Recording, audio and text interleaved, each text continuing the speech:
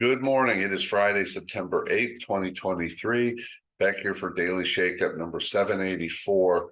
And today I want to talk about talking, specifically over talking, over consuming the space, particularly in meetings and in discussions.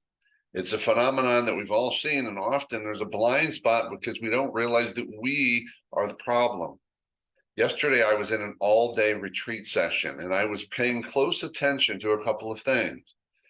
I love providing input. I'm that person who's constantly thinking, wondering, and so it's pretty easy for me, by the way, also extroverted, to contribute in conversations, especially those kinds of conversations. But I was very intentional to often not speak up, because in doing so, I am consuming the space, essentially taking up the air in the room and limiting the space for other people.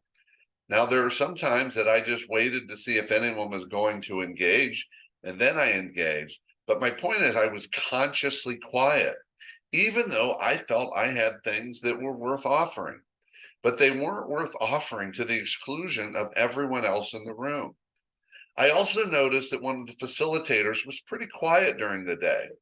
And I talked to her later and I said, I noticed you were pretty quiet today, but you seem to have things to offer. She said something similar. She said, I am here to facilitate my parts, and the rest is for the experience of everyone else. So she said, I was today intentionally quiet and didn't inject very much unless it felt really compelling. Are we making the same discernments in our interactions with others? Are you the one that's allowing space for others in the room, or are you the one that's consuming the space? Often the people we perceive and often label as leaders are those that we hear from the most, but that doesn't mean that they are the strongest leaders. In fact, if someone's talking all the time, it means they're not listening much of the time. And leadership is much more about listening than talking. So pay attention to how much you're engaging. If you are hesitant to engage, maybe it's time to engage more and speak up more. But if you're the one who's always talking, it's probably time to intentionally stop talking, at least for a while.